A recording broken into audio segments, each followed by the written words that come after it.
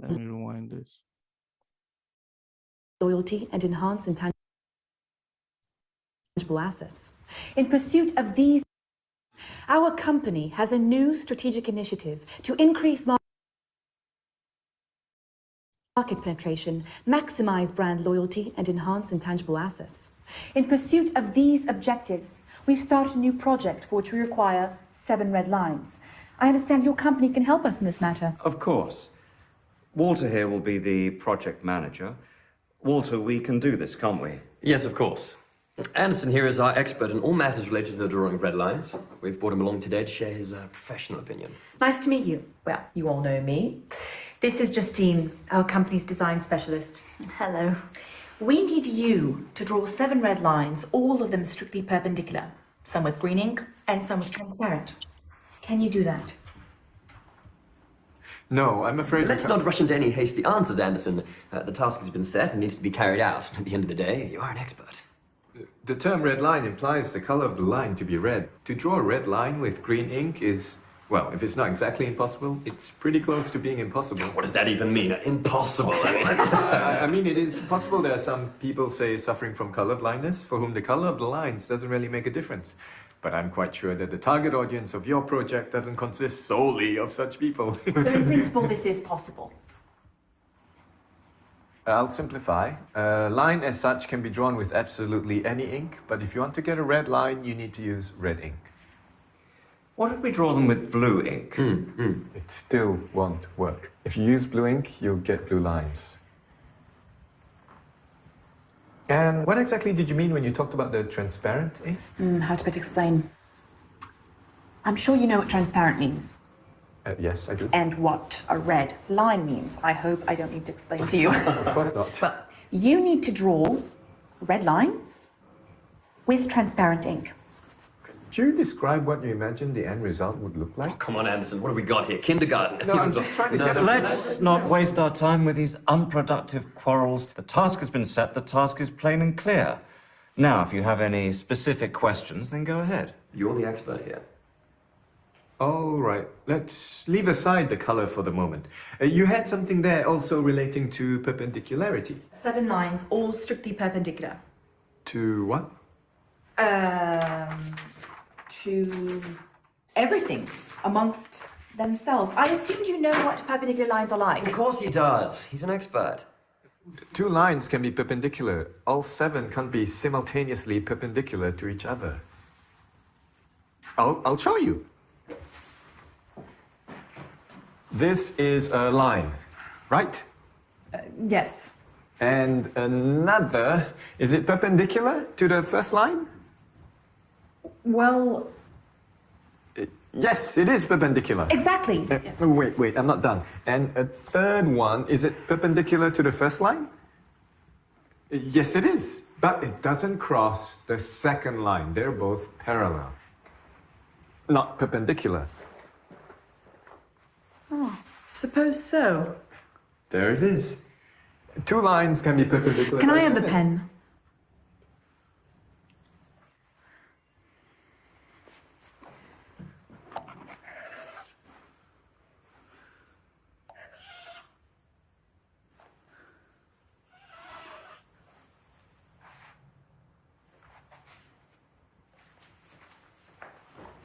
How about this? This is a triangle. It's definitely not perpendicular lines. And there are 3, not 7. Why are they blue? Indeed, I wanted to ask that myself. I have a blue pen with me. This was just a demonstration. That's the problem, your lines are blue. Draw them with red ink. It won't solve the problem. Well, how do you know before you've tried? Let's draw them with red ink, then let's see. I don't have a red pen with me, but I'm completely certain that with red ink, the result will still be the same. Didn't you tell us earlier that you could only draw red lines with red ink? In fact, yes, I've written that down here. And now you want to draw them with blue ink. Do you want us to call these red lines? I think I understand. You're not talking about the color now, right? You're talking about that what do you call it? Perpendicularity, yes! That's it. Now you've confused everyone. So what exactly is stopping us from doing this? Geometry. Just ignore it. We have a task. 7 red lines. It's not 20, it's just 7. Anderson, I understand you're a specialist of a narrow field. You don't see the overall picture. But surely it's not a difficult task to draw some 7 lines. Exactly. Suggest a solution. Now, any fool can criticize. No offense.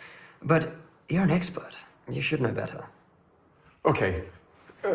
Let me draw you 2 perfectly perpendicular red lines, and I will draw the rest with transparent ink. They'll be invisible, but I'll draw them. Would this suit us? Yes, this will suit us. Yes, but at least a couple with green ink. Oh, and I have another question, if I may. Can you draw one of the lines in the form of a kitten? What? In the form of a kitten?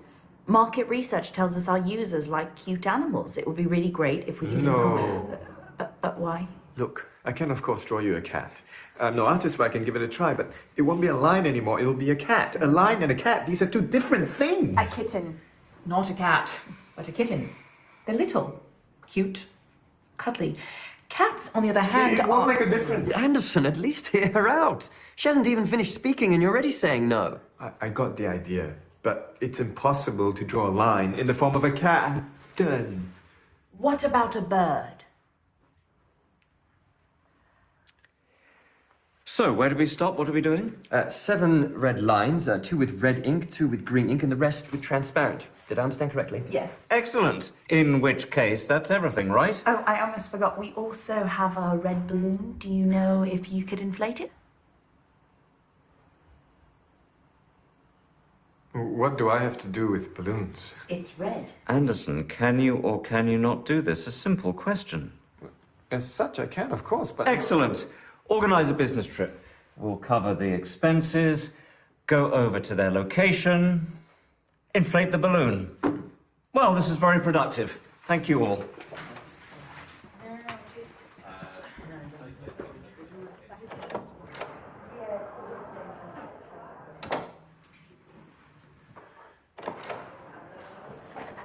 Can I ask you one more question, please?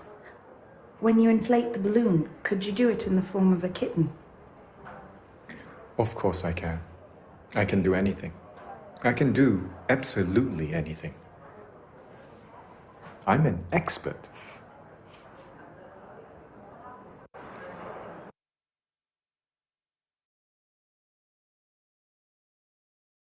Okay. So we've all watched the video. So this is the time for us to talk. Okay. Feel free to unmute. We don't mind baby sounds. We don't mind any background noise. It's okay. Let's discuss. What do you think is happening here?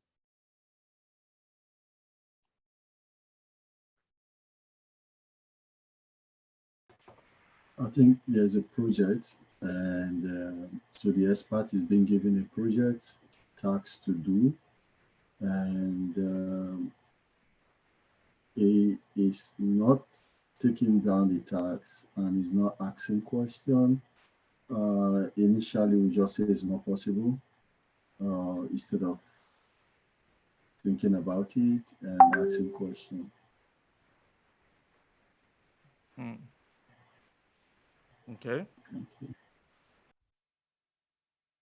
So anyone else?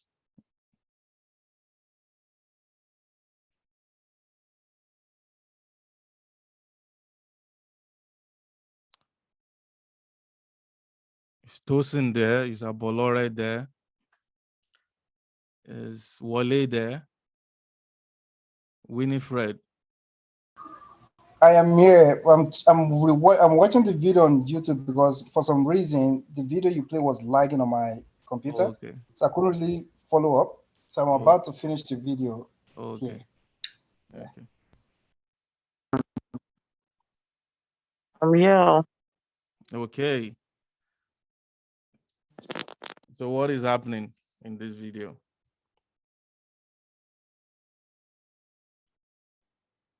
What I saw in the video is a task that they gave to I think he's the project manager, right? Well, the X Oh, part, but let's look at him as the right. BA in this case. Okay, the BA. He was given a tax, and just by looking at the tax, it looks um how will I use the word? It doesn't look like a realistic tax, and he tried all he could to make them see that it's unrealistic, and but they wouldn't listen to him. So I think he's just taking all in now first and see how he's going to go about it. Hmm. Laura, what do you think?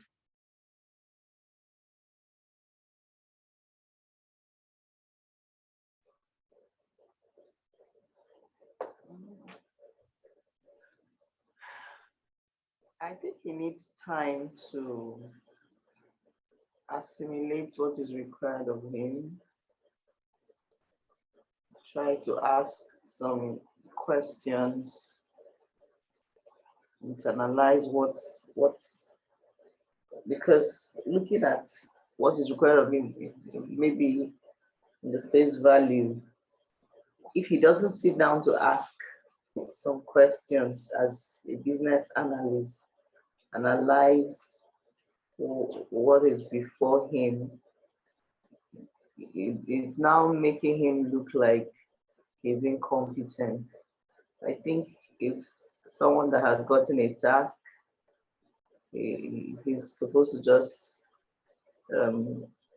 take it in and try to internalize and ask some questions. Find out who to ask questions, who to listen to, who should ask him questions directly. Because if everybody's asking him questions, you'll end up confusing him. So I think he's not wearing his VA cap first and foremost, and that's why he's looking confused. Okay. So, but what do you think the task is about? Okay. So, but what do you think the task is about?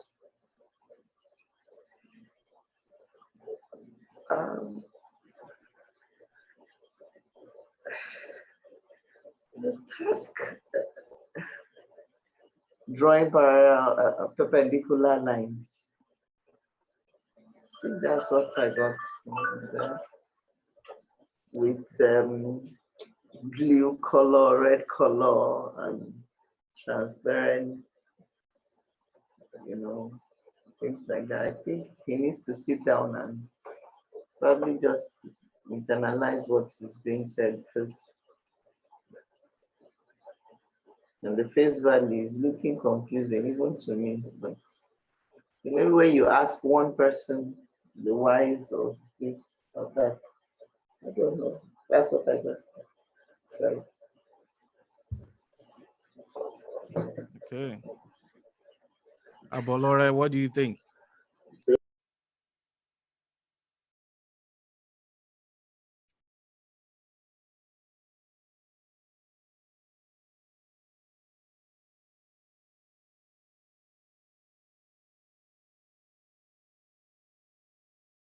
Hello, Abolore, what do you think?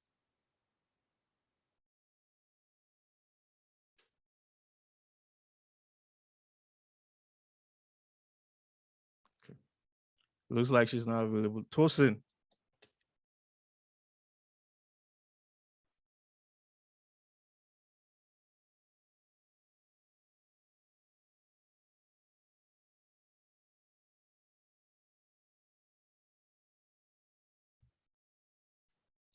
Is Tosin there?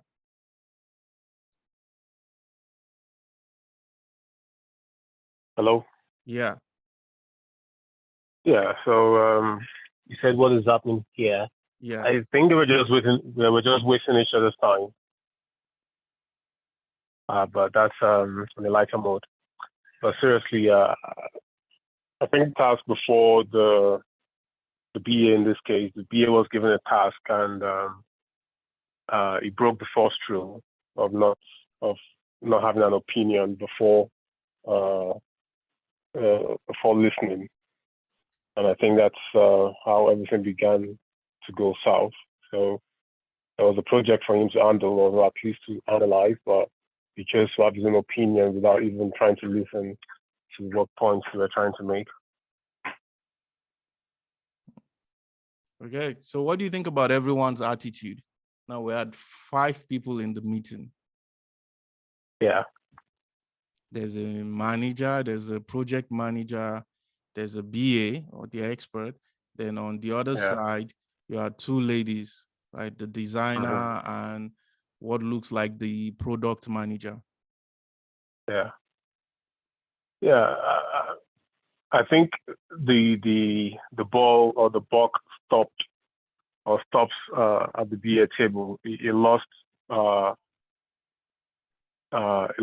initiative by his first action, and all through the meeting itself, all throughout the meeting, he did not try to circle back and then take control of the meeting. So his meeting skills were poor.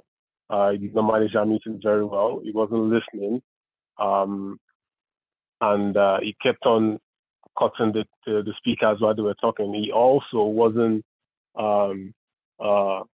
he didn't read the room to know where the power triangle or how the power triangle was in that room. I believe, even though the boss in the black suit appeared to be like he has a lot of power, but he wasn't very interested so much as the lady in white, which appeared to have power and influence. And she showed that by insisting that this is what she wants, and even going as far as recreating what the BA was trying to show her. So to me, he could have listened more to the lady in white to actually try to get what she was trying to say, instead of just consistently saying that this is impossible, this cannot be done. So I feel from the get-go, the BA totally lost that room. He might need to go back and reanalyze and recomport himself, and then try to get back into that meeting again. Preferably talking to the lady in white alone, if possible, having a one-on-one interview with her before calling up another meeting like that. I don't think I would call that a brainstorming session. It looked more like a proper formal meeting that we're trying to discuss on the direction the product should go.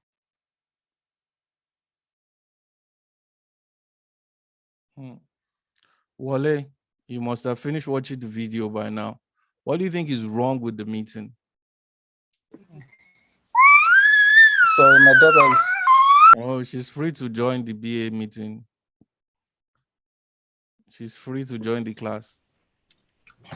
To be honest, I do agree with everything Tosin said. Like right from the get-go, like it looks like nobody was ready to actually listen to each other in that meeting. And the task, they have an idea of what the task is, but they don't have an idea of how to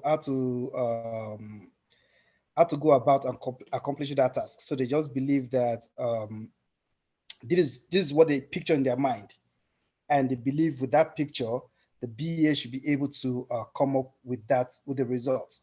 And the fact that none of them was ready to listen to, maybe they're not asking the right questions on how to actually get that project done. That's right there, because if you notice at the end of the meeting, it doesn't even look as if they came to any conclusion. The manager just wants results from the BA, and that is it. Without either further question or further following up to see why the BA is saying that okay, a certain thing can be done, or saying that a line can be drawn with a transparent ink. Now, when you say transparent ink, are you trying to say that you want to draw 7 lines, but you want one of them to be transparent ink? Are you saying you want to draw 6 lines? So I feel like a lot of questions was left unanswered in that meeting, and yeah, that's my opinion. So, Wale, who should be asking the question? The The questions BA. you feel were left. Okay.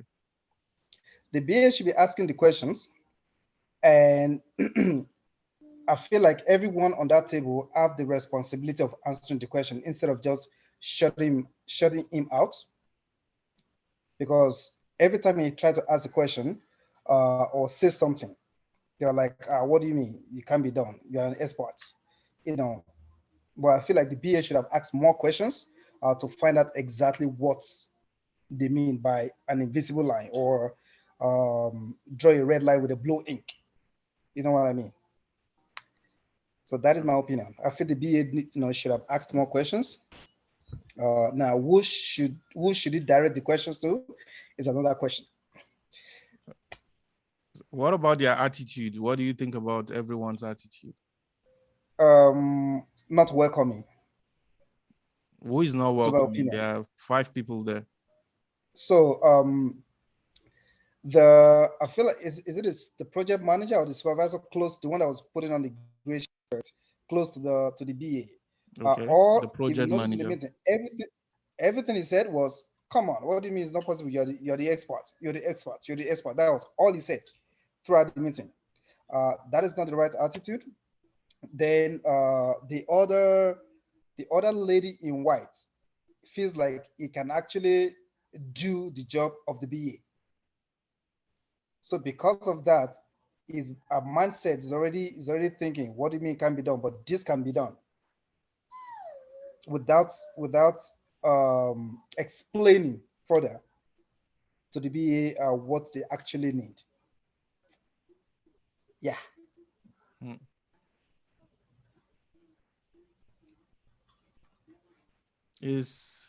I can't see Taiwo on my list. Okay. So, Winifred, is there agreement or confusion in this meeting, and why? There is not really confusion. I think it's just understanding. The BA person is just trying to make them see that this is unrealistic. My fellow colleagues have already pointed out that he would have listened and maybe go back to the drawing board and come back and ask questions. Maybe it's possible there might be blue lines and red lines and invisible lines and all that. So I guess the people know what they want, like the woman wearing white. It's just passing the information was not, I don't know what to just say. I just feel, I don't know. I just feel maybe the BA guy would have just listened and later now ask questions based on what you've taught us so far. I think he would have waited to listen to everything they are requesting, then analyze it, then go back and ask questions. But otherwise, they see him like an expert and he should understand everything right there and there, even when he doesn't know what's going on. So there's Okay. I don't know, maybe I'm not analyzing it very well, but I'm still waiting for you to analyze it because I'm still confused about everything. But what I got from all the colleagues, sorry, my son, what I got from others is that maybe the BA guy would have waited to analyze it and ask questions later on. That's what I got from others. Okay. Who are the stakeholders here? Tosin.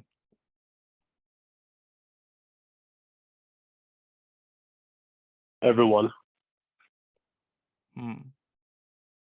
Everyone in that room is a stakeholder. Laura, who are the stakeholders?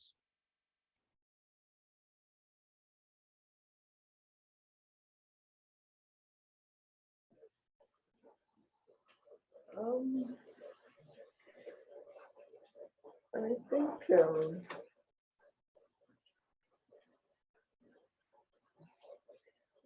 everyone is a stakeholder. Well, we need to prioritize. We need to prioritize their stakeholding. what I mean is their contributions or the impact of their suggestions. You need to know who to listen to at a particular point. One at the lady that was asking for him to use the line to draw a balloon. I don't know how she intended for him to achieve that, but he probably would have just maybe managed her, knowing that okay, she has something in mind. It's equally important, but there's a place for, I don't know how to say, but everybody is important, but he needed to prioritize their importance. That's what I'm trying to say. Okay. So Everyone everyone. is a stakeholder, but their Oh. priority levels differ. Yeah. So everyone. Okay. So you're saying everyone is a stakeholder. Okay. So you're saying and, everyone is a stakeholder. Yeah. Andrew, Okay. who are the stakeholders here? Andrew, who are the stakeholders here? Yeah,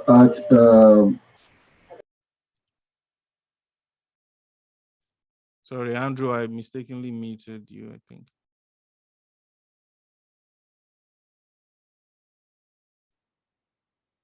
Andrew, we can't hear what you're saying. so the stakeholder from the definition is everybody affected by the project, anybody that is going to contribute to the project, is part receiving or contributing to the project is a stakeholder. But we have level of stakeholder from there are some stakeholders that need to be informed, that are stakeholders that need to be I mean, we can actually get how will I put it now? We can actually take requirements from. So if we look at them, we have the project manager there. So it's a stakeholder. So the BA can get requirement, can ask more questions from the project manager. And we have the other people there. I don't remember their level again. So everybody is a stakeholder. So, but it depends on their power and their interest. Did I say something? Okay. Wale? Is Wale there? What is here? Yeah, who are the customers here? The customers are the lady in white and the product designer. Okay. Is that the name? The design expert. Also, the product expert. manager and the design expert. Yeah. The lady in white Yeah. seems like the product manager. Okay. Yep. Mm. I would say that, and the lady that's obsessed with cat is the customers, and hence part of the stakeholders. So are you calling them customers solely because they are ladies? Not no, but it does look like they are the one that brought the project to them, and the guy in suit is the BA's manager. The guy in gray is the project manager for whatever project those ladies brought over to their company. Okay. If that makes any sense. Tosin, who are the customers?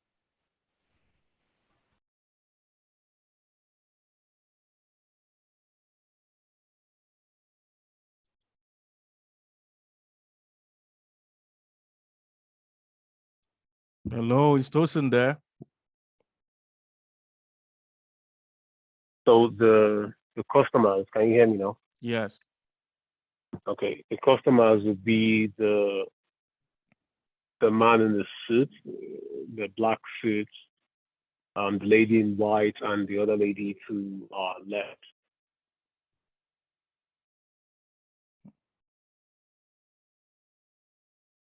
Andrew, who are the customers? I would say the customers are the two ladies. If I remember, the man sitting at the middle is the project manager. Then the one sitting close to the BA, I have actually forgotten his position. So then the project manager okay, is sitting close to the BA. The person with okay, suit is their overall manager. okay, okay, okay. So both of them are not the customer, and the two ladies are, if I remember. The two ladies are the one dishing out the project and giving out more requirements. So I would say the two ladies are the customers. Okay. Tosin, I'd like to add something. Okay. Okay. Yeah. Now that you're saying it, the stakeholder, all of them in that room are stakeholders except the project managers. So none of them is a stakeholder. Is that what you're saying? All of them in that room are stakeholders except the project manager. Okay. Why? Yeah. Because the project manager is, I'm not going to explain this now. The project manager is not a stakeholder because all he does is he oversees the process.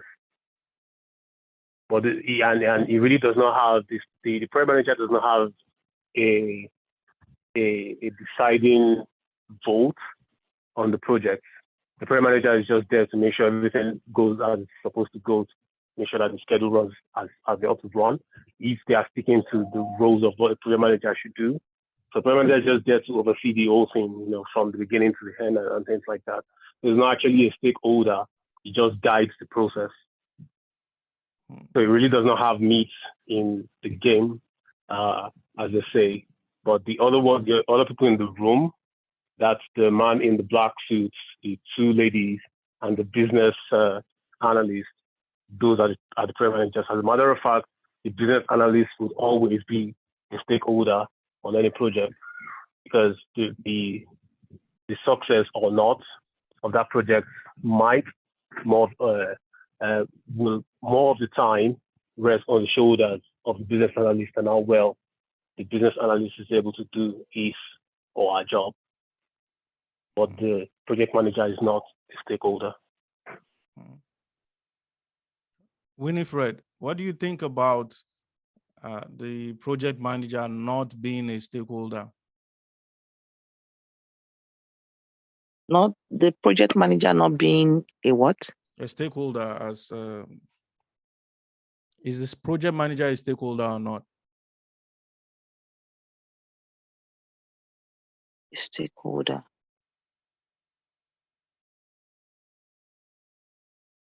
I don't think he's a stakeholder. I don't think so.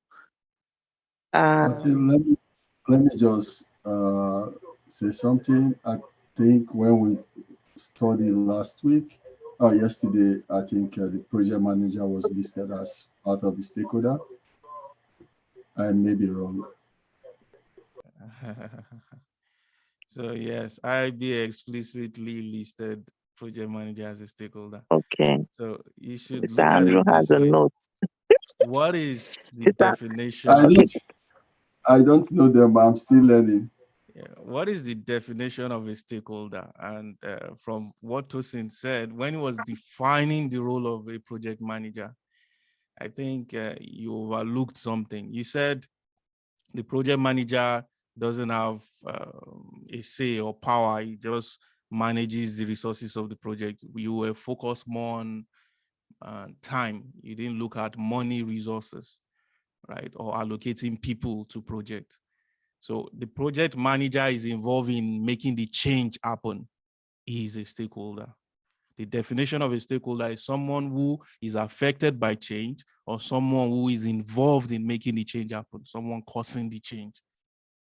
So the project manager is a key stakeholder, in fact.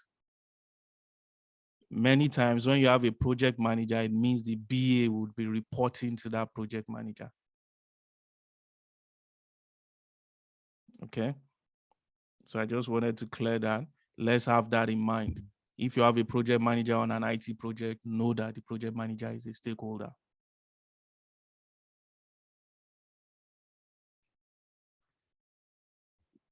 Okay, so who is responsible here for doing this task?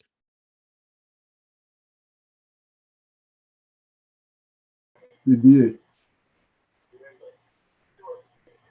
Abolore. I don't know if she's there. Is Abolore there? Okay. Wale, who is responsible? The BA. Laura, who is responsible? I'm thinking the product manager. So the product manager is responsible. Okay. Now, Winifred, who is responsible? Ah, you called me twice now. I'm calling everybody. Today's discussion. Today is hey, I think it's the BA. Okay. So it looks like 3 people said BA, 1 person said project manager. So I'm going to go back to Laura. Laura, why do you think is the project manager?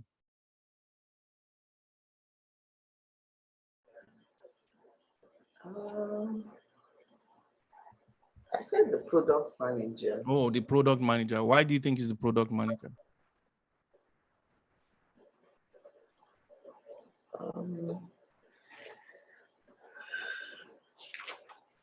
I think as a BA, you may not necessarily have to be the one to implement, the actions. Your job and your role is to guide and direct the thinking pattern of the people involved.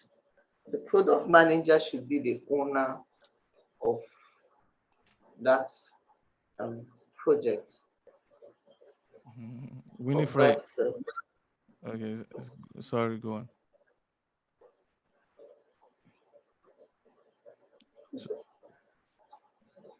Winifred, you have your hands raised. Is it by mistake? Yeah, I just remembered yesterday when we had the cake yesterday, and you said we should give Abolore a gift.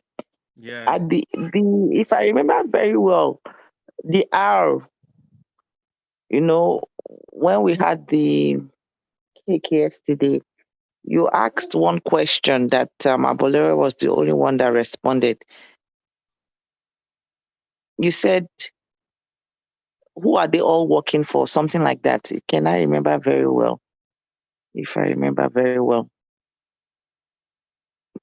Can you remember the question you asked? Yes, yes. Sister's birthday. So he was asking who was the cake meant for or who was responsible. So Abolore said it's the sister's birthday, something like that. So that means in this case now, this project everything they are doing now, everything we are in this video we watched, the question is who is going to be responsible for the whole I hope I'm not saying this wrong. In the cake aspect, it was the lady that was celebrating the birthday we are all working for, right? So in this aspect of this video that we watched, I think it's for the lady on white, the lady putting on white. Okay. I'm right, so I don't know if I'm getting it wrong, but I think it's the lady putting on white. the Okay. tax is meant for. Okay. Prof, can I say something? Yes, please. Whether it's correct, I don't know. I stand to be corrected.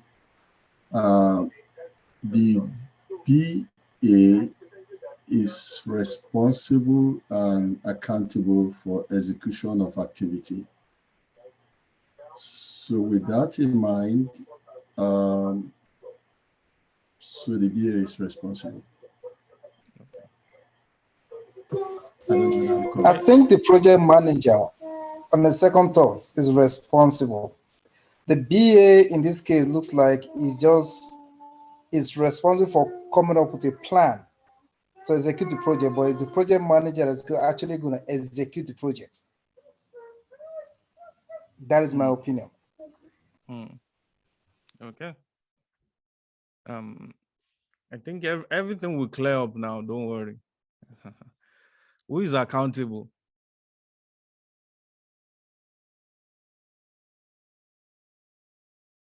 Wale, who is accountable?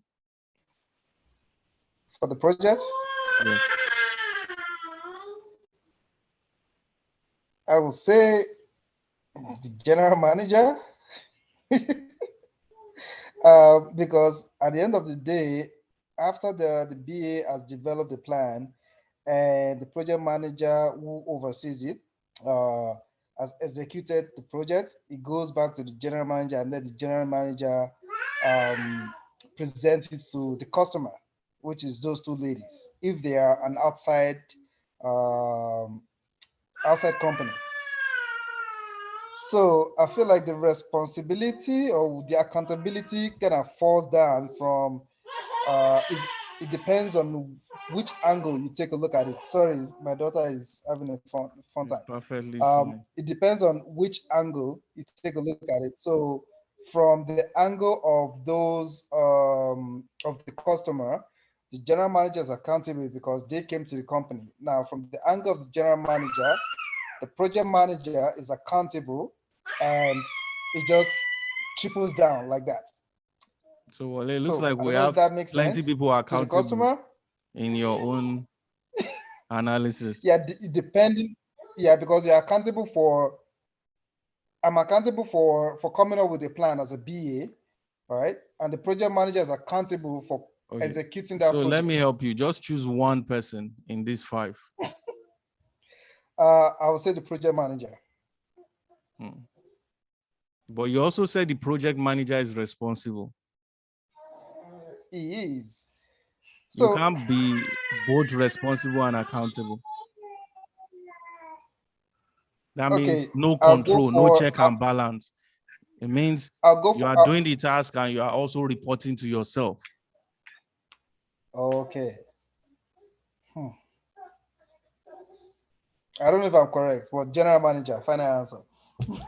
Okay. Tosin, who is accountable here?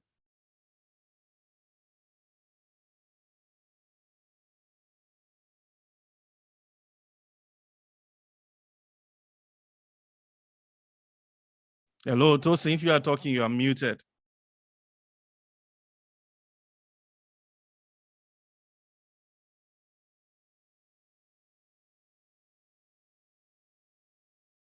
The project manager. Okay, the project manager is accountable. Why do you say so? Going by the people in that room is the one closest to making sure whatever is decided upon is done. The man in the black suit is the manager, so his role is not about being informed. The lady in white is going to be consulted because she apparently is the one she was the mouthpiece in that meeting. So whatever is decided upon in that place, I think the project manager will be the one to be accountable in making sure the job is done.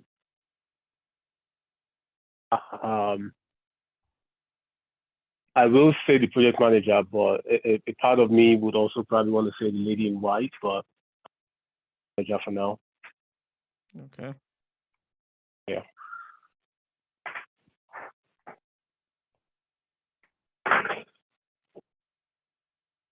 So it looks like you've answered about 2 to 3 questions at the same time. You mentioned who should be consulted and who should be informed. So let me just throw that open to Winifred. Who should be consulted here?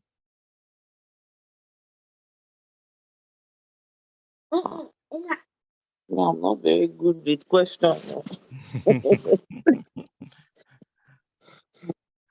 Please don't say that in your interview. When you guys finish teaching, when I read it, I think I'll understand. Now it's just looking somehow to me. It's getting more complicated now. No, don't Okay, you worry. said who should be consulted here? It's I think it's the business analyst. Okay. Business analyst should be consulted. Yeah, that's why they're asking him what to do. As in, it should be consulted. I think so. Who should be informed? Is that question for me? Yes. Since you don't like question, I'll be asking you most of the questions now. So who should be informed? Can it be 2 people? Or is it just one person that It would can be be 2 informed? people. Yes, now both the business analyst should be informed, then the project manager to be informed too. But those 2 people, I think so. Okay. Wale, who should be consulted and who should be informed?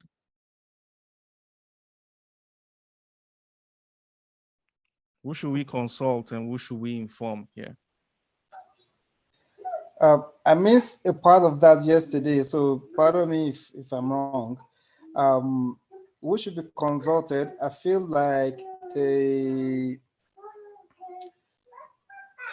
so when you say who should be consulted, so consulted means that somebody like who do you know has the questions to be able to execute the projects? Yes. Okay. That's consultation. I feel like the is it design manager, the product manager? The other guy in black shirts, was that the product manager? So the general manager, the one in suit? No. The other 2 girls, the one in The white ladies. and Okay. the other one, The the design ladies. Those expert ladies and should be the consulted. okay. Who should be informed? The BA should be informed, and the project manager should also be informed. Okay. So what's right about this meeting? What do you think went well with this meeting? They are able to find out that they can't they can't hold a meeting and come to a conclusion. Laura. Oh, so that's right. Is that a good thing?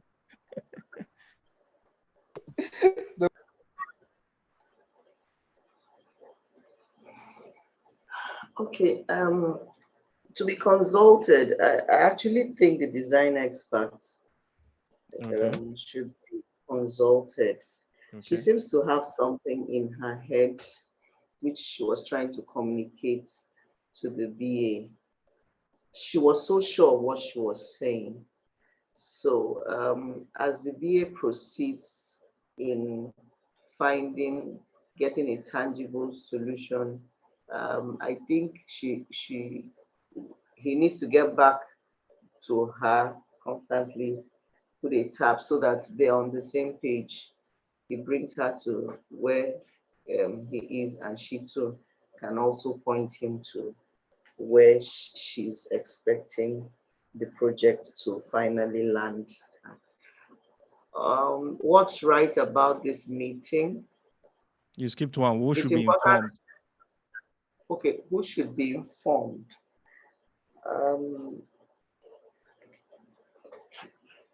Just for your information, I think there should be a constant tap on the GM. He seemed a bit distant from the discussion. So every project, every timeline that is achieved, he should be carried along. Is one person that should be informed as much as the project manager on every achievable timeline goal. And then what's right about the meeting? I don't know if I'm right, but I'm just saying it as it comes to my head. What's right about the meeting? Like Gawale said, they need to know when it's not getting anywhere, when it's more like a confusion and not there's no agreement, and the guy, the BA, I'm sure he will be really feeling embarrassed. So someone needs to know when to say, please, let's end this meeting because we're really not heading anywhere with the way we're going. And let's go back, maybe put our discussions in order and then come back again. So I think, and another thing that was right, I saw was where the BA accepted when the other lady, I don't know if she's a customer or something, when she came back really insisting on what she wanted, and he was like, yes, thank you, I'm an expert, So I think that was right on his part in the discussion in the meeting. Although that was after the meeting had discussed. What's wrong with this meeting, Andrew?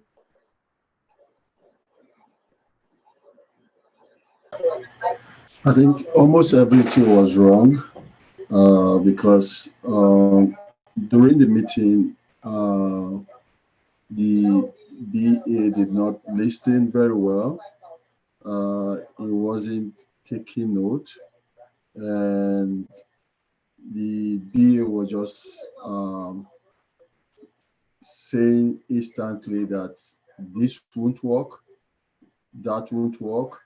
Yep. So I was expecting the BA to just take requirement and ask more questions and go back to his drawing board and analyze and also reach out to the customer again for more clarification. So almost everything went wrong apart from the closing and the starting of the meeting. Thank you.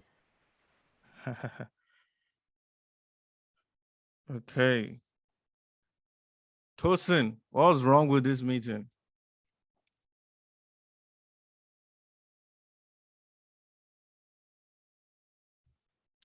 Hello, Everything. Tosin? Okay. Everything is wrong with the meeting. There was no agenda. There was no agenda. Well, there was an agenda, but it wasn't. I don't think it was set or anyone knew. I'm not going to assume. I'm supposed to be a business analyst. Well, what I'm going to say is everything was wrong with the meeting. The BA wasn't in control. Other members of the other members or other people in the room were not exactly helpful either. Everyone was trying to talk the other person down. There was no control, so they really did not achieve anything. So everything was wrong with the meeting. I think everyone has to go back to their drawing board, especially the BA should go back to his drawing board. But now that I'm thinking of it, this meeting seemed to be more of an opener than something that has been pre-planned. It seemed more like an opener for the BA to come in, and after that meeting, the BA will begin to take charge. So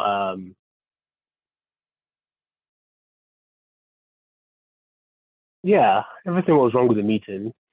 I wouldn't put so much bulk at the BA table anymore if I'm going to go by the logic I just presented, being that the meeting looked like it looked like the first meeting for the BA to try to show them what he can do. And every other person in that room were not exactly helpful. So I think if the lady in white had been a little bit much more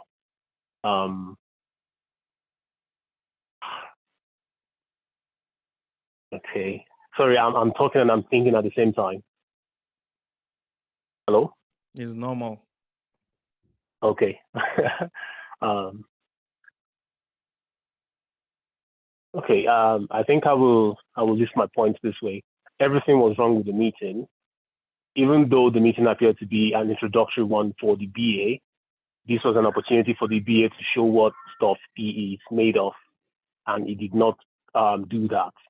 So I would say, as much as the whole thing was everywhere, the BA did not show what stuff he's made of.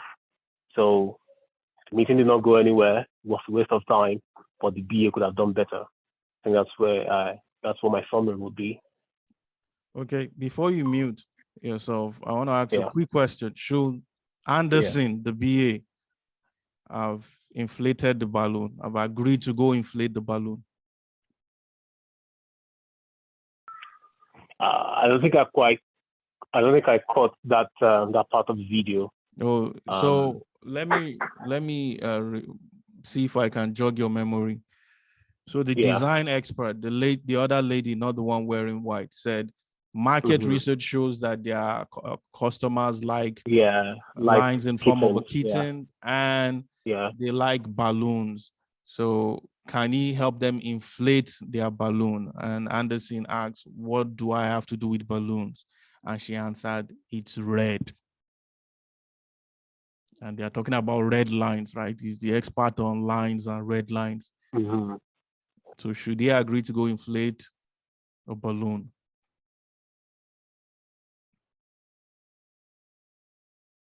Yes, I think he should agree to inflate the balloon. And I say this based on the ground rule that you have persistently set in the course of this whole thing, which is that vary all of your thinking. You are there to evaluate. Whatever you think you know should only go towards evaluation. And if I'm going to go by what I said initially, saying that this whole meeting appeared to be an introductory opportunity for the BA, if they're asking him to blow a balloon, why not blow the balloon? And then maybe that might even be an avenue to open up more discussions about the old solution the problem that you're trying to solve in the first instance. So I feel like anything asked of the BA, as long as it's within reason and we can draw out some form of inference from it, I think the BA should be willing to take it on. For me, I think that is more or less setting up and setting unrealistic expectation. It is not part of the BA's job to be blowing up balloon in form of a cat, you know. And that's blowing up balloon wasn't part of the actual project, that that are looking to achieve. So to me, I believe as a BA, you shouldn't set unrealistic expectations. You shouldn't tell people what, tell them you can do something even though it is not something that you can do. That is just my opinion. I don't think. Yeah. Prof. Yes. Can I quickly add something to that balloon? Okay, go ahead. So my experience, the balloon is out of scope, number one. Then as a BA, you should never good plate. Good plating, they will even ask you in interviews, do you good plate? You should never good plate because it's not part of your implementation. It's coming from nowhere. Balloon just came from nowhere. So you should not even say, I would say just say, okay, but don't go and do any balloon because it's out of scope. That's good plating. That's what I'll just add. Thank you. Okay. Interesting discussion, guys. So before I start saying anything, let's see the next. I want us to quickly watch another video. Okay, so pay attention to this one. Anderson tells me that we need to draw 7 red lines, all strictly perpendicular, some with green ink and some with transparent ink, and at least one in the form of a kitten. Sounds fun. Let's get to work.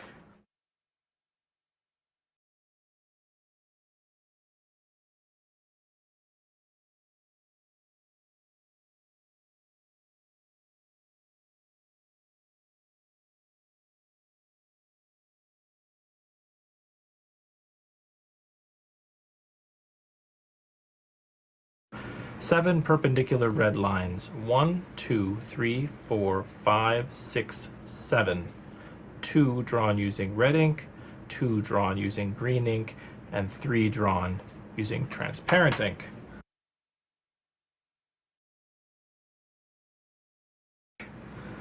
And 1 in the form of a kitten. My name is Scott Williamson, and I am an expert.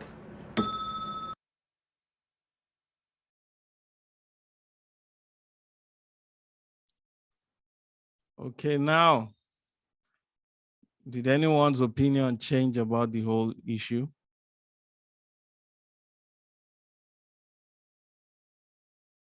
First of all, do you understand what you just saw?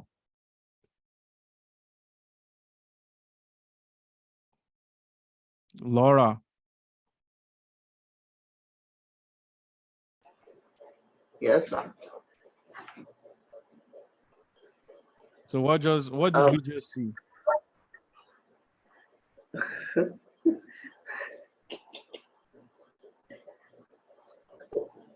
I just saw that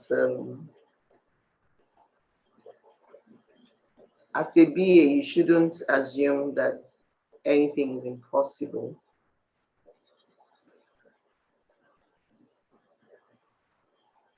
Okay. Your responsibility is to ask the right questions. Your responsibility is to serve like the middleman between business and implementation of the idea and the feedback gotten back. So it looked, I was wondering how the invisible lines were going to come true, but as a BA, that was not supposed to be my business because I'm not the one that is going to do it. It's just like saying inflate balloons. I can say, okay, no problem. Balloons will be inflated. I'm an expert, but I need to go back and, you know, tell the team or the person responsible for doing the work actually. This is what is expected of you. What are your challenges? Is it possible to do this? Because I may not have done it, so I can't just say it's not possible. If he says these are the constraints or this is this, and then I report back. So from what I saw is that it's possible to have an idea implemented, even though it didn't make sense or it didn't look like it made sense initially. Okay, so let's go back to these sets of questions.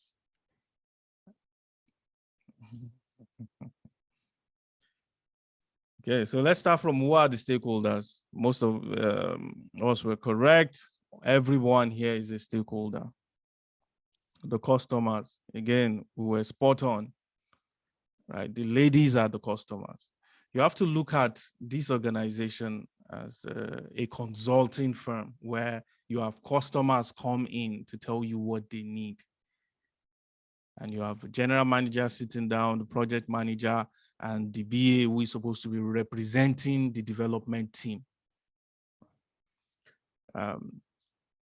So in my several years ago, when I was involved in development or involved in decision making for an organization, I've had, I remember we're supposed to have something implemented by a bank. We're trying to collaborate on something, a payment platform and some other features. The bank sent somebody from maybe sales or marketing, one of their big shots, and they also sent along a BA who is supposed to speak for their development team, for the features they have, right? And for how those features can integrate with what we were trying to do. So it is normal to have this kind of setup where you have 3 people. You don't want your core developers to leave their coding to come and sit down here. So in this kind of meetings, they are not even good at this type of stuff most of the time. So the BA is a very, very key person in these kinds of meetings when it involves implementation of stuff. But like Laura aptly put it, the BA's job is to be a medium for clarification, to be a medium for passing messages from business to developers, to the IT team. The BA is not supposed to interject or insert themselves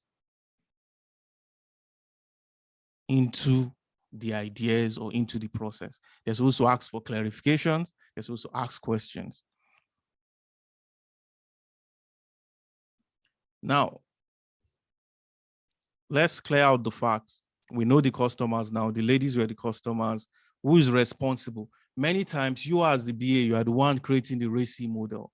Most times, the BA is responsible for the activities, right? In maybe it's analysis. And this case, what this BA is doing, we may look at this as the sort of part of the strategy phase, or even a planning meeting, right? Where they are just thinking about, they're getting to hear the problem. So that's conception phase, right? You're getting to hear the problem and you are thinking about it to see likely solutions.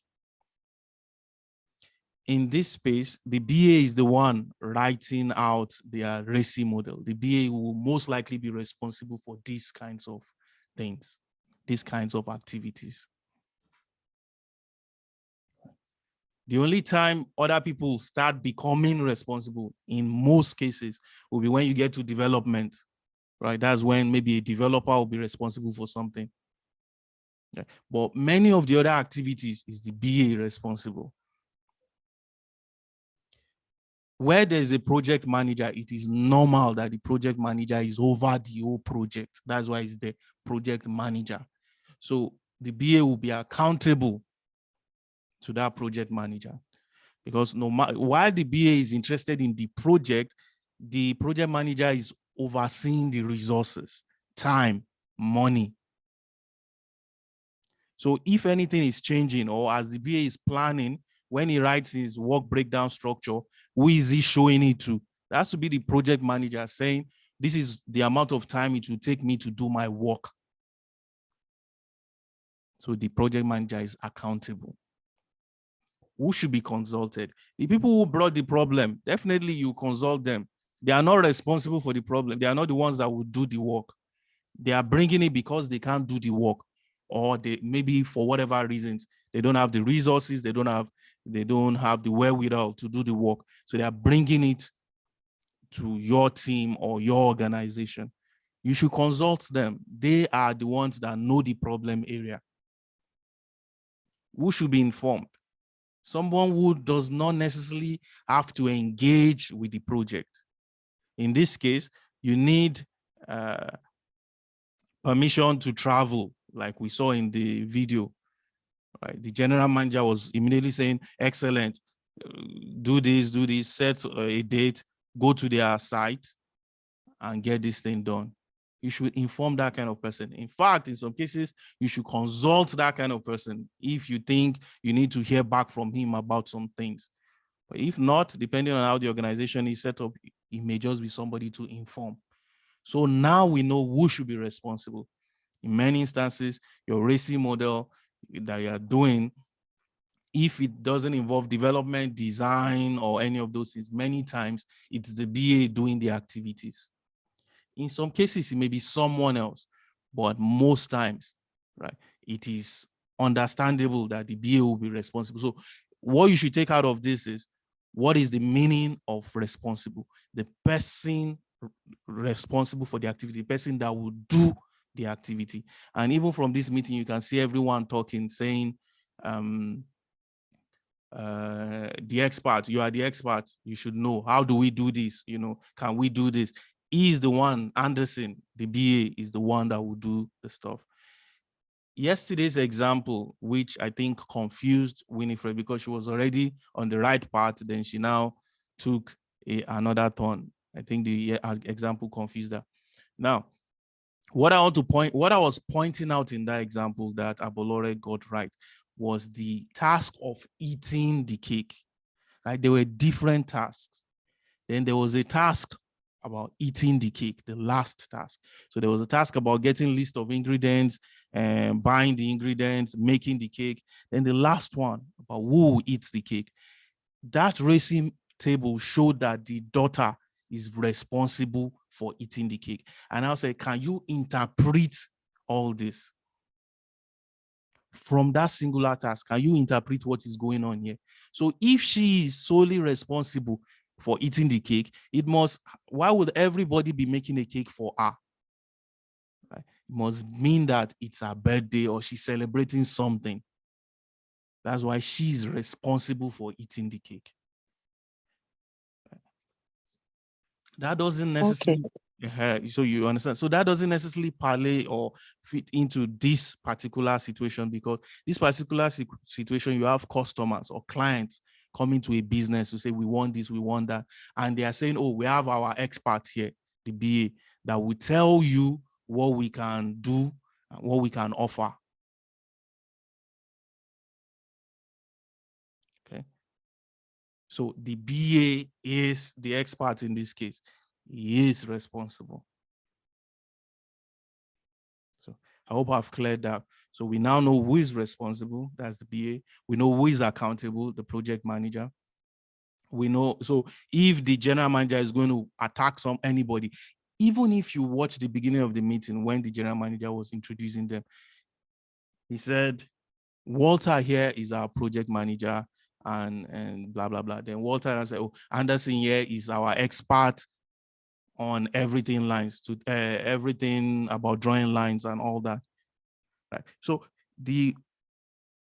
if you read the room, you would already see that general manager is telling you, this is the person in charge, Walter, the project manager. And the project manager is saying, yes, but this is my expert that knows about this area of problem you have. So who is accountable? If the general manager is going to talk to anybody, he's going to talk to the project manager. If he's going to hold anybody accountable, it's the project manager. Okay. So hopefully I've cleared that up. Now, let's go to the more general discussions. What was wrong with the meeting? So one thing I appreciated in our answers, yes, I can see a lot of maturity, business sense in the responses I was getting. See, I've asked this particular question and I must have shown these questions to at least 200 students, at least 200 different students. And the responses I've gotten have been different from what I got in this class. So it means something was done right. And that you people have learned well. And I suspect that as many people were already saying, oh, as you explained to us, so that's good. You are learning this thing more than you think you are. Now, there's something the Yoruba people will call oroaje, right? Meaning how that ability to roll with the punches, do business, bargain, banter, sell something. Yeah, as a business analyst, you need it. In fact, working in any professional area, you need that thing. You need to be able to sell, to market something. Imagine that this agency is a consulting firm. So their bread and butter is in solving clients' problem.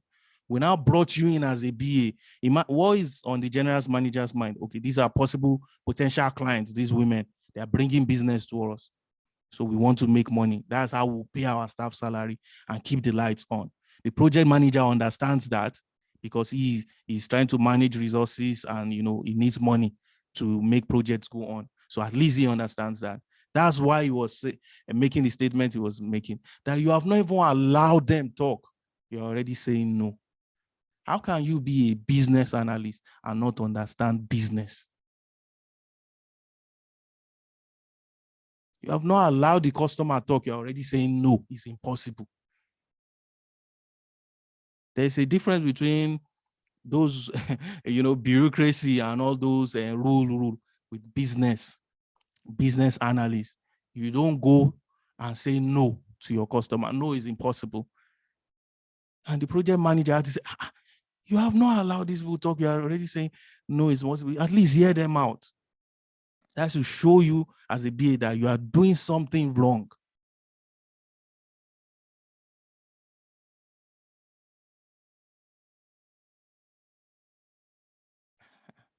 Business analyst is business, right? You have to have that business knowledge, that business acumen. And I appreciate the fact that most of us had it, and that really made me happy, made me proud. That was why I kept quiet. Right? Most of us had it. Most of us could immediately spot what Anderson was doing wrong. Why would you say no? Don't you know you are killing business for your people, for your organization? Right? So that was something that was wrong in this setup.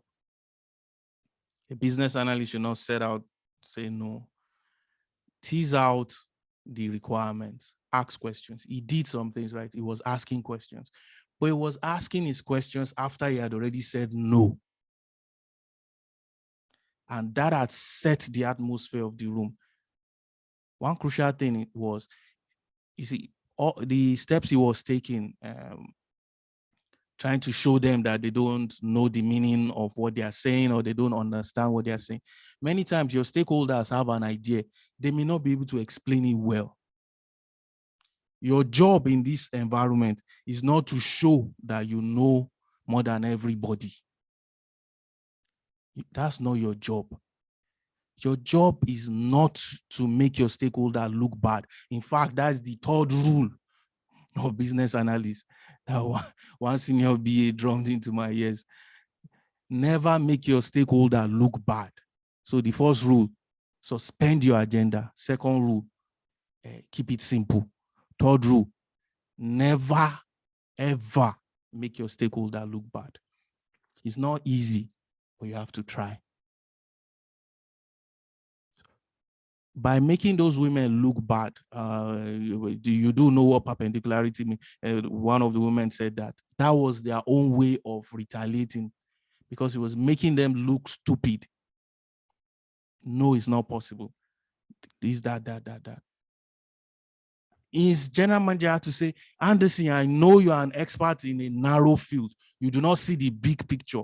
That's business speak for. Guy, open your head. Are you thinking? You do not see the big picture. You are an expert in just one thing.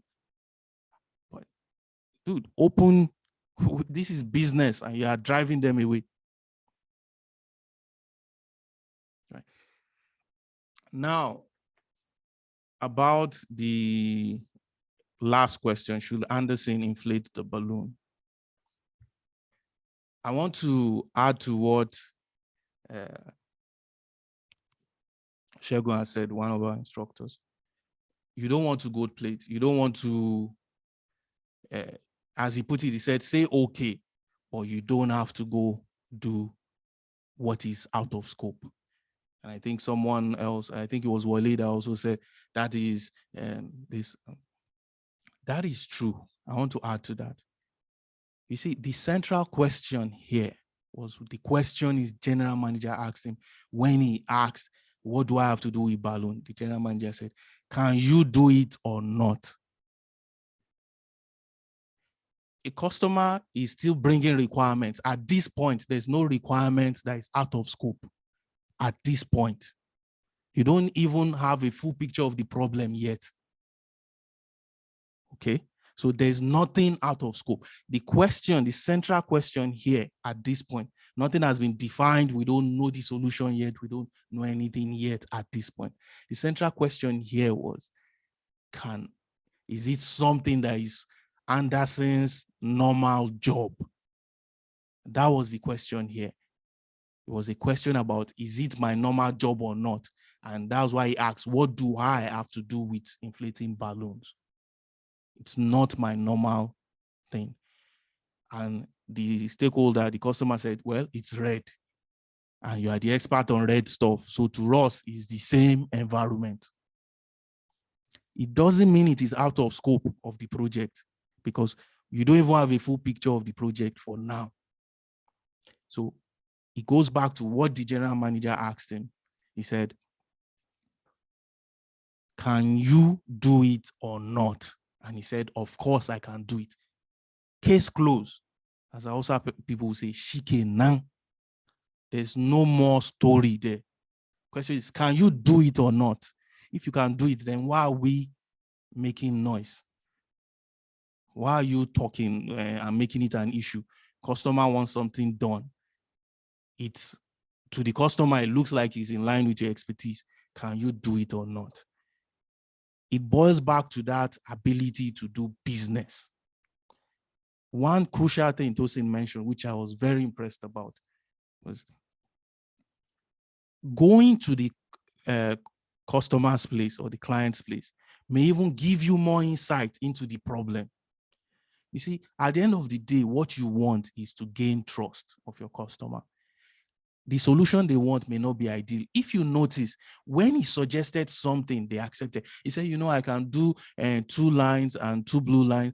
The others will be invisible. You won't see them, but they will be invisible. Do you agree? And they said yes. Meaning that if he had made suggestions about likely solution, they will have accepted rather than saying no. But to get to that point where you can recommend, you have to at least go along and understand fully what the customer wants. Maybe when he gets there, he may even find out that after doing root cause analysis, after applying 5Y or Ishikawa, that the problem, the whole solution they're trying to solve is even different from what they should be addressing.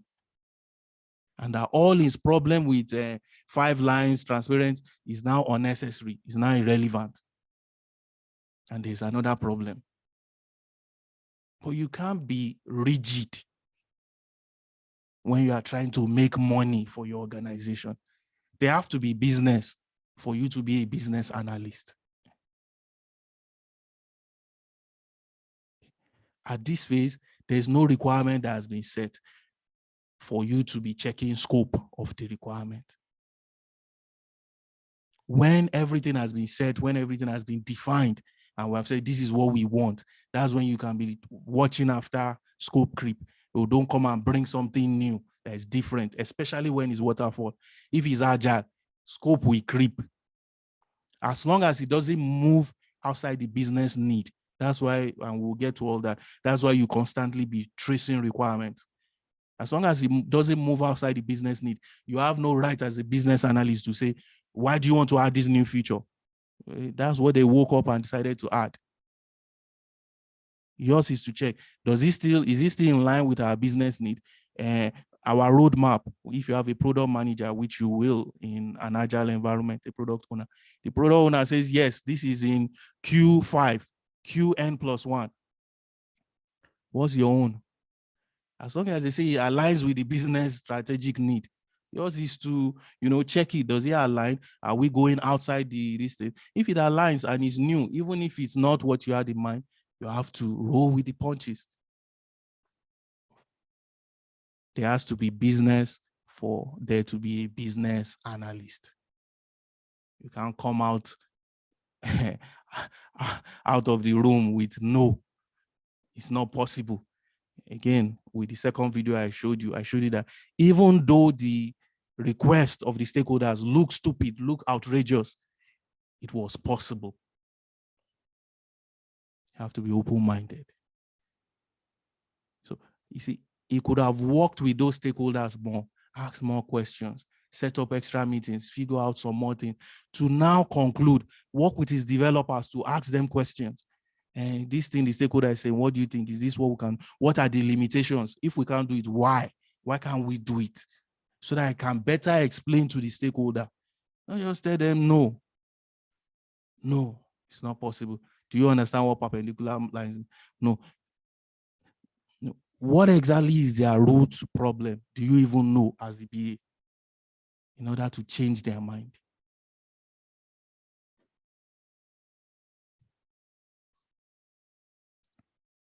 Okay. I hope I've gotten one or two things from this discussion.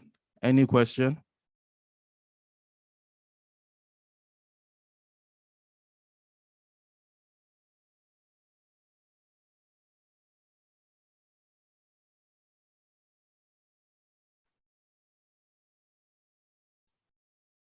Any question?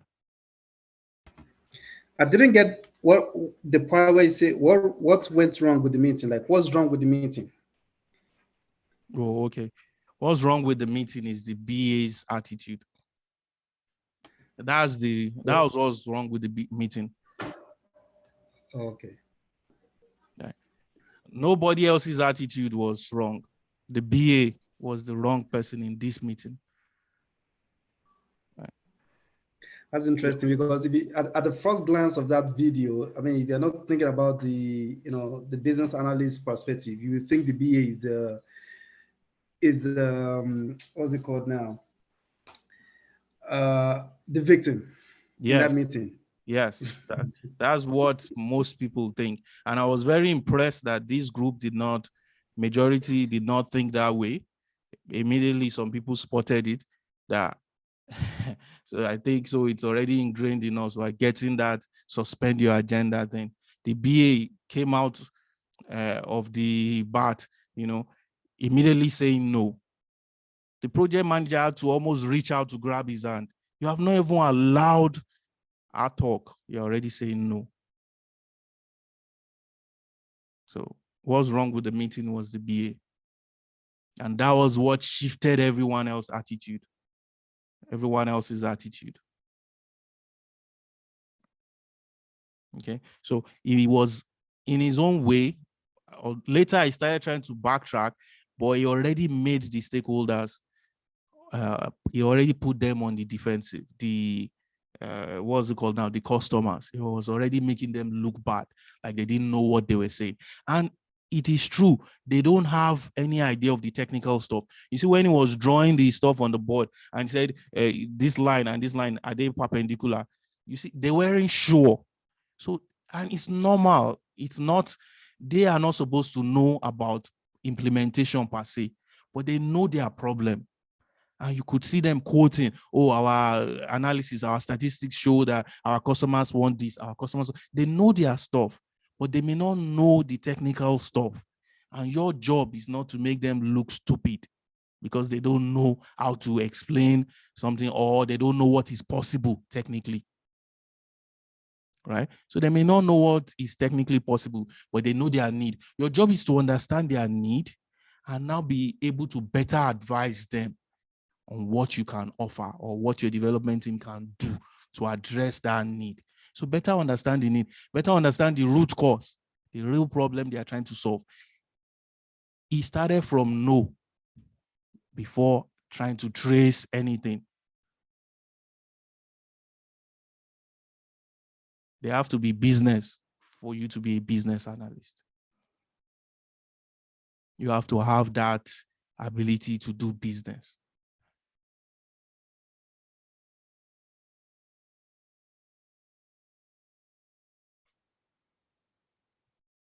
So yeah, that was what was wrong with the meeting. Any other question? While you are, please, if you have questions, feel free to ask. Someone mentioned, I think it was Tosin that said the BA was not in control of the meeting. It is normal for a BA not to be in control of a meeting, especially when there are superiors there. Right. So his role in that meeting was to listen, ask questions, right? Listen to the client, ask questions, and then hopefully set up another meeting, right, for maybe clarification, or set up a meeting with his developers to go consult them, right? Then come and give the customers feedback or the team feedback. His role, the BA's role in this meeting wasn't to lead the meeting, was to listen.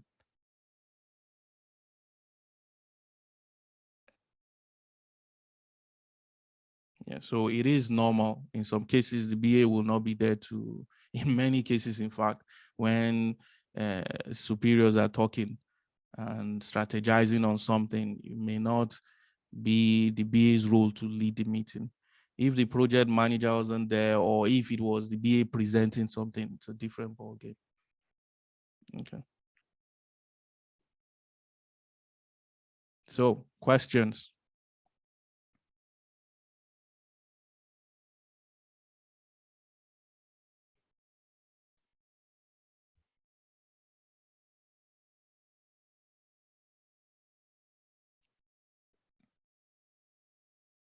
Questions?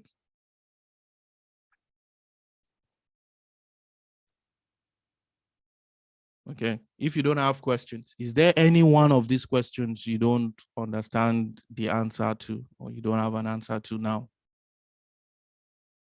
The question on your screen.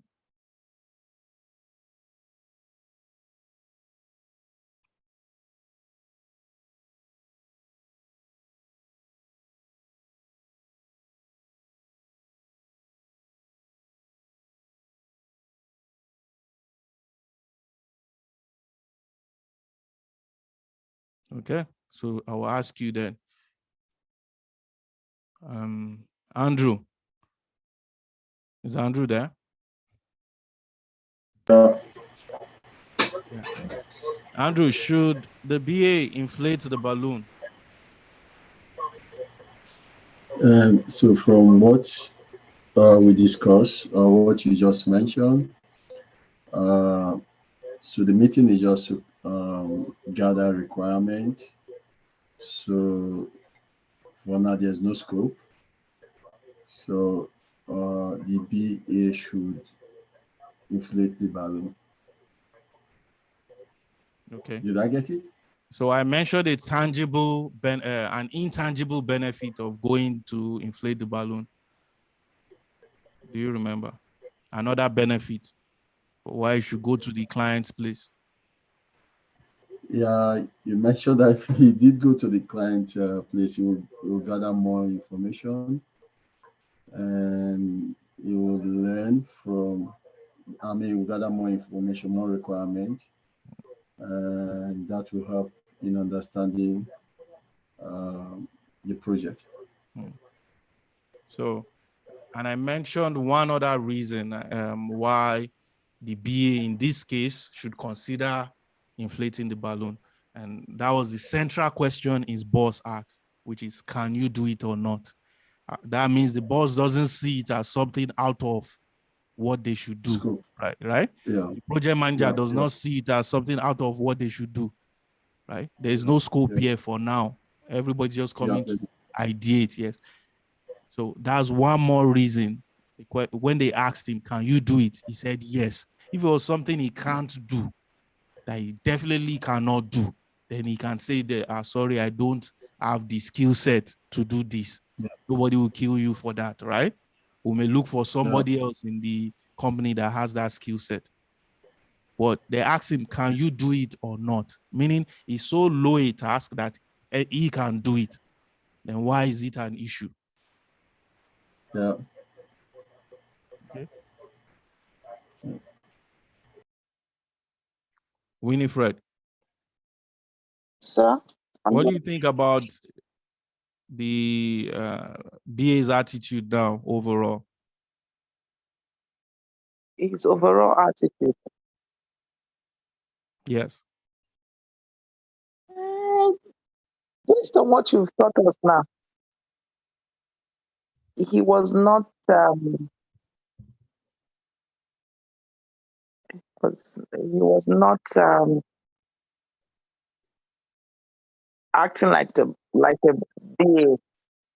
He was supposed to be quiet and get all the necessary information, but he was just negative throughout the meeting, like giving the lady that came in white, like, oh no, we can't do this. Or what are you saying? This doesn't look realistic. He would have asked questions. He would have listened, not just outrightly rejecting their proposal. Just like you said, the owner of the business, they know what they want. They have it in their head. They might not be explaining it well. So the BA didn't act well. Okay. So with this class, you should now know how to use the RACI model, because we have just practicalized it now in a real life, with this real life meeting setup, right? So you now know how to use your RACI model, figure out who is responsible for doing a task. Who are they reporting to? That's the person that is accountable. Who should we consult? So who should we ask questions from about the task?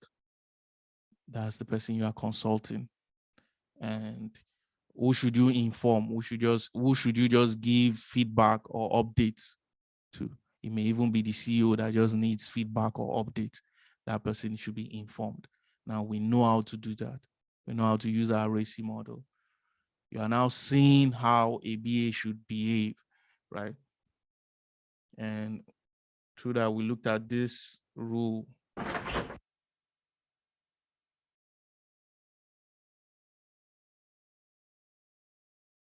Never make your stakeholder look stupid. Remember all the different types of stakeholders we have. Don't make them look stupid. There's the tendency, it happens to the best of us, for us to want to show that we know something in our meetings, in the way we do our job, especially because of insecurities we have, right? So many of us now, we have been doing something else all these years. Say you now get the chance to become a BA and you have claimed that you are an expert. You want to show that you really know this stuff. And in that process, you may be tempted to do something that will make your stakeholder look bad, right? To show that you know this stuff, or whatever reasons, our personal, private insecurities. Want to talk well, want to expose our knowledge. That's not what is ideal for a BA. Don't make your stakeholder look bad. Ask questions, understand this stuff, ask questions, learn how to keep things moving, ask questions. If you need to set another meeting, go and meet the person one-on-one, then explain your thoughts, right? Set up a chat, send them a message on Slack, just them, explain your thinking, right? One-on-one. Don't embarrass them in public, because these are people you may continue to rely on. So you need to be careful. It happens to the best of us. We want to show we are, many of us are from Nigeria, many of us are from Africa, many of us, whatever reasons, different things, we want to show that we know this stuff. You have to try to take a step back. Don't forget this rule number 3. Don't make your stakeholder look bad. Nobody wins that way. They may be saying something stupid, they may forget something. Yours is to patch things and keep things moving. Okay? There has to be business for there to be business analysts. Keep that somewhere. Any question before we end the class for tonight?